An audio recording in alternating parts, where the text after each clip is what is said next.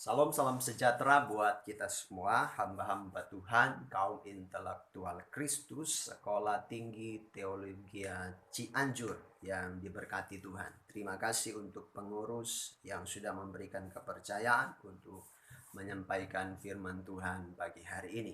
Tetapi sebelum itu, mari sama-sama kita satu dalam doa supaya kita memperoleh hikmat, akal budi, kebijaksanaan untuk memahami firman Tuhan ini. Mari sama-sama kita satu dalam doa. Bapa dalam surga yang kami sembah di dalam nama Tuhan Yesus Kristus, terima kasih untuk hari ini kami boleh membaca dan mendengarkan firman Tuhan melalui chapel singkat ini. Tapi kami percaya ada berkat-berkat rohani dari Tuhan melalui firman-Mu yang akan menjadi kekuatan baru, semangat yang baru untuk kami pakai dalam melayani Tuhan. Kami rindu mendengarkan firman-Mu di dalam nama Tuhan Yesus Kristus. Haleluya. Amin. Nah, ya baik saudara yang diberkati Tuhan, mari sama-sama saja langsung kita buka dalam Kejadian pasal 22 ayatnya yang kedua. Kejadian pasalnya yang ke-22 ayatnya yang kedua. Saya akan bacakan demikian firman Tuhan. Firman-Nya, ambillah anakmu yang tunggal itu yang engkau kasihi, yakni Ishak. Pergilah ke negeri Moria dan persembahkanlah dia di sana sebagai korban bakaran pada salah satu gunung yang akan kukatakan kepadamu.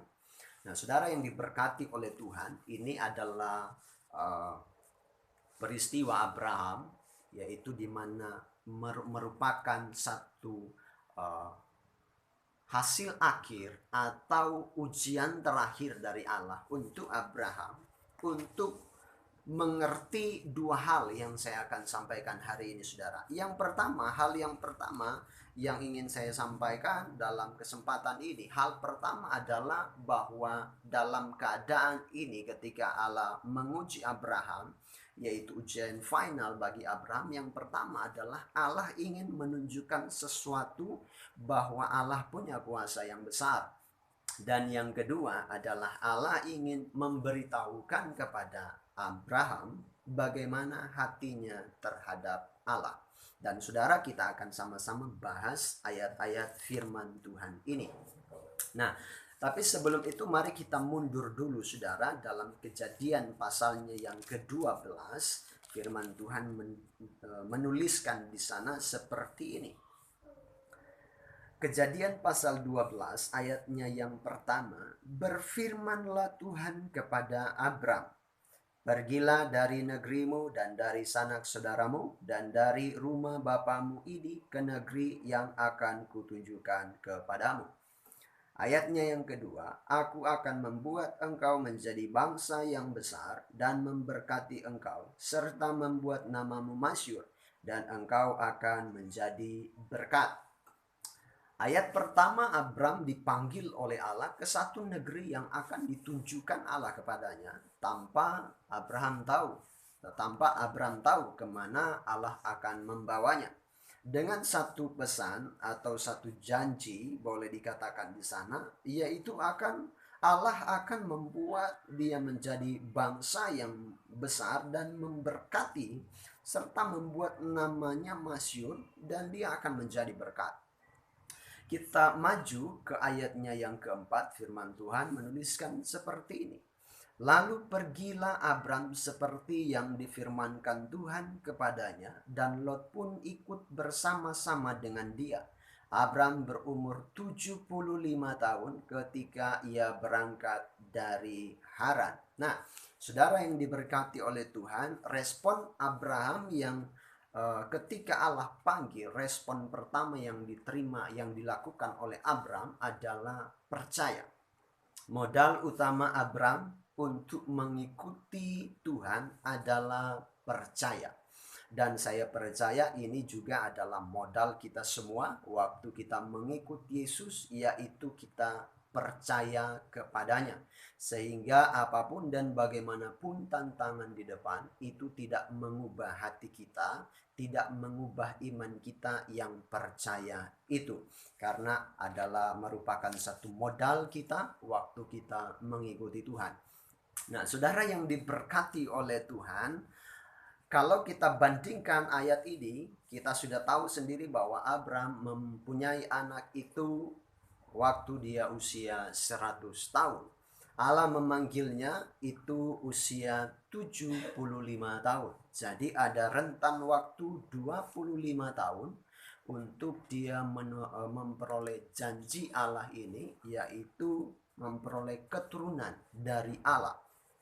Tetapi kalau kita melompat, saudara, kita lompat sekarang di Kejadian pasalnya yang ke-15 ayatnya yang ketiga sampai ayatnya yang ke-6. Saya baca Kejadian pasal 15 ayatnya yang ketiga sampai ayatnya yang ke-6. Lagi kata Abraham, engkau tidak memberikan kepadaku keturunan sehingga seorang hambaku nanti menjadi ahli warisku.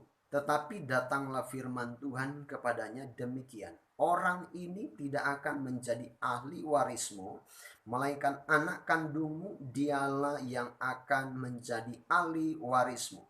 Lalu Tuhan membawa Abraham keluar serta berfirman, coba lihat ke langit, hitunglah bintang-bintang. Jika engkau dapat menghitungnya, maka firman-Nya kepadanya, demikianlah banyaknya nanti keturunanmu. Lalu percayalah Abram kepada Tuhan, maka Tuhan memperhitungkan hal itu kepadanya sebagai kebenaran. Nah, saudara yang diberkati oleh Tuhan, ketika berapa waktu selanjutnya, saudara, waktu itu Allah mengulang kembali ketika Allah datang kepada Abraham dalam satu penglihatan. Abraham langsung menjawab tentang janji Allah, bahwa sudah umur sekian saya tidak memperoleh janji Allah. Tetapi Tuhan berkata bahwa engkau akan memiliki keturunan, dan kalau engkau boleh hitung jumlah bintang di langit dan pasir di laut, maka demikianlah nanti jumlah keturunanmu. Kalau kita lihat di sini, Abraham sudah melihat bahwa wah, sepertinya tidak ada harapan untuk memiliki anak, dan dia katakan di sana, Eliezer lah atau hambakulah yang akan mewarisi semua harta kekayaanku. Nah, saudara yang diberkati oleh Tuhan, kalau kita lihat di sana, saudara boleh lihat usia waktu Abraham berkata hal demikian itu berkisaran usia 85 atau sampai 86 tahun, saudara. Ketika Abraham ditanya, ketika Allah datang kembali untuk memberitahu janji tentang keturunannya, usia 85 atau 86 tahun, saudara. Tetapi kalau kita lihat kembali dalam Kejadian pasalnya yang ke-16, saudara boleh lihat di sana bahwa ada peristiwa Hagar dan Ismail, di mana Sarah saat itu dia tidak sabar untuk Sarai saat itu tidak sabar untuk memperoleh keturunan, sehingga terjadilah peristiwa Hagar dan Ismail saat itu. Nah, saudara yang diberkati oleh Tuhan, coba kita lihat kembali ayatnya yang ke-17. Kita ingat, saudara, saya rindu kita baca dulu Kejadian pasal 16 ayatnya yang ke-16. Saya baca seperti ini, saudara. Kejadian 16 ayat 16. Abram berumur 86 tahun ketika Hagar melahirkan Ismail baginya. Jadi saya katakan tadi, Allah datang mengulangi janjinya sekitar usia 85 atau 86 tahun. Saat itu Allah datang kepada Abram untuk mengulangi janjinya. Tetapi peristiwa ini membuat Abraham kehilangan janji Allah dalam hidupnya. Sehingga kalau kita baca dalam Kejadian pasal 17 ayatnya yang pertama, di sana dituliskan seperti ini. Ketika Abram berumur 99 tahun, maka Tuhan menampakkan diri kepada Abram dan berfirman kepadanya, Akulah Allah yang Maha Kuasa, hiduplah di hadapanku dengan tidak bercela. Nah, saudara, dari usia 86 sampai usia 99 itu punya spasi atau space selama 13 tahun. Jadi karena pelanggaran ini, Abraham kehilangan hubungan dengan Allah sekitar 13 tahun karena kesalahan ini. Jadi saudara yang diberkati oleh Tuhan, kalau kita boleh ambil satu kesimpulan, kalau saudara baca dari Kejadian pasalnya yang ke-12 sampai 22 ini saudara, satu peristiwa yang seperti diulang kembali dari Kejadian pasal 12 sampai Kejadian pasal 16, itu adalah peristiwa pertama dalam kehidupan Abram. Kemudian Allah mengulang kembali kesempatan untuk Abraham boleh menerima janji Tuhan, dimulai dari Kejadian pasal 17 sampai Kejadian pasal 22. Jadi seolah-olah kejadian ini diulang kembali karena panggilan pertama Abraham untuk memperoleh janji Tuhan itu gagal oleh karena peristiwa Sarai mengambil Hagar untuk menjadi istrinya, sehingga Allah memperhitungkan itu sebagai satu kesalahan, sehingga Tuhan tidak berfirman selama kurang lebih 13 tahun terhadap Abraham saat itu. Sehingga dalam panggilan kedua, Tuhan datang dalam usia 99 tahun, di saat Abraham itu sudah tua atau sudah tidak punya kekuatan lagi. Makanya Allah datang kembali untuk menyatakan perjanjian Allah kepadanya. Ayatnya yang ketiga dari Kejadian pasal 17, saya akan baca. Lalu sujudlah Abram dan Allah berfirman kepadanya, dari pihakku inilah perjanjianku dengan engkau. Engkau akan menjadi bapa sejumlah besar bangsa. Karena itu namamu bukan lagi Abram, melainkan Abraham, karena engkau telah kutetapkan menjadi bapa sejumlah besar bangsa. Nah, saudara yang kekasih dalam Tuhan, Allah mengulang kembali panggilan terhadap Abraham untuk menyatakan tujuan Allah bagi hidup Abraham. Jadi ini seolah-olah seperti kesempatan kedua bagi Abraham saat itu. Sampai puncaknya saudara, kita lihat bahwa Abraham sudah melalui proses demi proses sampai dalam Kejadian pasalnya yang ke-22 tadi, yaitu di mana Allah menguji Abraham. Poin penting yang harus kita ingat bahwa usia Abraham sudah 99 tahun saat itu, dan ketika dia punya anak sudah usia 100 tahun. Kurang lebih berapa rentang waktu sampai anaknya Ishak ini menjadi dewasa dan akan dipersembahkan kepada Tuhan. Nah, saudara yang diberkati oleh Tuhan, kalau saudara baca dalam Kejadian pasal 22 ini tentang peristiwa Abram mempersembahkan Ishak, saya tidak menemukan satu keraguan-raguan di dalam hati Abraham terhadap Allah ketika Allah meminta hal ini. Karena menurut saya saudara bahwa Abraham sudah belajar dari pengalaman-pengalaman hidupnya bahwa ketika dia meragukan kuasa Tuhan, maka ada konsekuensi yang akan diterima. Ketika dia ragu dengan apa yang dikatakan Tuhan, maka ada konsekuensi yang diterima. Abraham punya modal seperti ini bahwa Allah sudah berfirman kepadanya, keturunanmu atau anak kandungmu yang akan menjadi pewaris dari apa yang kamu miliki, dan dari keturunanmu itu akan memperoleh keturunan yang banyak seperti bintang di langit dan seperti pasir di laut. Sehingga ketika Abraham diminta untuk mempersembahkan anaknya kepada Tuhan, waktu dia mengangkat pisau itu, dia tidak punya keraguan untuk menyembelih atau membunuh Ishak anaknya saat itu. Tidak ada keraguan yang saya lihat di sana, karena saya percaya Abraham sudah belajar dengan benar tentang janji Tuhan dalam hidupnya. Kalaupun anak ini nanti mati, Allah sanggup untuk membangkitkan dia kembali. Karena Allah sudah berjanji bahwa anak ini akan menjadi pewaris. Jadi tidak ada keraguan di sana. Kalau boleh kita bisa baca saudara ayatnya yang ke-9 dari Kejadian pasal 22 ayat yang ke-9. Sampailah mereka ke tempat yang dikatakan Allah kepadanya.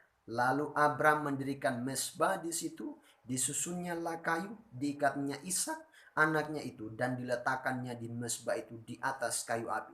Sesudah itu Abram mengulurkan tangannya lalu mengambil pisau untuk menyembelih anaknya. Ayat 11, tetapi berserulah malaikat Tuhan dari langit kepadanya, Abraham, Abraham, sahutnya, ya Tuhan. Lalu ia berfirman, jangan kau bunuh anak itu dan jangan kau apa-apakan dia, sebab telah kuketahui sekarang bahwa engkau takut akan Allah dan engkau tidak segan-segan untuk menyerahkan anakmu yang tunggal kepadaku. Nah, saudara yang diberkati oleh Tuhan, ini adalah panggilan kedua, kesempatan Abraham untuk dapat memperoleh janji Allah atas hidupnya. Tidak ada lagi keraguan. Karena di satu sisi dia usia 99 tahun itu tidak mungkin punya anak. Tetapi yang Tuhan tunjukkan bagi Abraham supaya dia kuat dalam kepercayaannya kepada Tuhan, menunjukkan usia 99 itu tidak menghalangi kuasa Allah bekerja. Di saat Abraham tidak punya kekuatan, maka kuasa Allah bekerja. Sehingga dikatakan di sana bagi Tuhan tidak ada yang mustahil. Ketika Abraham usia 99, dia akan memperoleh anak, dan memperoleh anak di usia 100 tahun. Bahkan istrinya sudah tua, Sarah, saudara. Nah, saudara yang diberkati oleh Tuhan. Dan yang kedua adalah, terkadang dalam hidup ini kita hanya mau tahu hati Tuhan, tetapi kita tidak mau tahu hati kita terhadap Tuhan. Dalam keadaan ini, Allah sedang memberitahu kepada Abraham bagaimana hatinya sekarang terhadap Tuhan. Karena kita tahu Tuhan tahu hati kita, dan Tuhan mengerti hati kita. Tetapi dalam hal ini Allah ingin memberitahu kepada Abraham bagaimana hatimu terhadap Allah. Dan kita perlu tahu juga, saudara, melalui ujian yang Tuhan berikan dalam hidup kita, supaya kita tahu bagaimana hati kita terhadap Allah. Apakah seperti Abraham dalam Kejadian 12 sampai 16, ataukah seperti Abraham dari Kejadian 17 sampai Kejadian pasal 22? Sehingga saudara, yang menarik di sana ayatnya yang ke-19, Allah tidak cuma berjanji, tetapi dia katakan seperti ini. Untuk kedua kalinya berserulah malaikat Tuhan dari langit kepada Abraham. Katanya, aku bersumpah demi diriku sendiri, demikianlah firman Tuhan. Karena engkau telah berbuat demikian dan engkau tidak segan-segan untuk menyerahkan anakmu yang tunggal kepadaku, maka aku akan memberkati engkau berlimpah-limpah dan membuat keturunanmu sangat banyak seperti bintang di langit dan seperti pasir di tepi laut. Dan keturunanmu itu akan menduduki kota-kota musuhnya. Nah, saudara yang diberkati oleh Tuhan, bukan lagi sekedar janji yang Allah sampaikan, tetapi sumpah demi diriku sendiri, aku bersumpah. Jadi bukan janji lagi, ini sumpah. Sehingga kita lihat, saudara, bagaimana Abraham melihat bukan cuma terjadi atas hidupnya ketika dia mempercayai Tuhan begitu sungguh, itu tidak cuma berdampak atas dirinya, tetapi juga berdampak bagi keturunannya, saudara. Jadi saudara yang diberkati oleh Tuhan, kalau saudara punya modal percaya, jangan berubah modal itu, saudara, sehingga saudara tidak percaya waktu saudara alami ujian dari Tuhan. Tetapi dari ujian itu membuat kita mengerti bagaimana mengukur bagaimana kepercayaan kita kepada Tuhan. Ya, puji Tuhan, saudara. Tuhan Yesus memberkati kita semua. Saya percaya kalau tahun ini kita boleh masih hidup, saudara, Tuhan memberikan kesempatan untuk kita menerima janji-janji Tuhan yang tertunda mungkin di tahun-tahun sebelumnya. Saya berdoa supaya kita semua diberkati Tuhan. Mari sama-sama kita berdoa.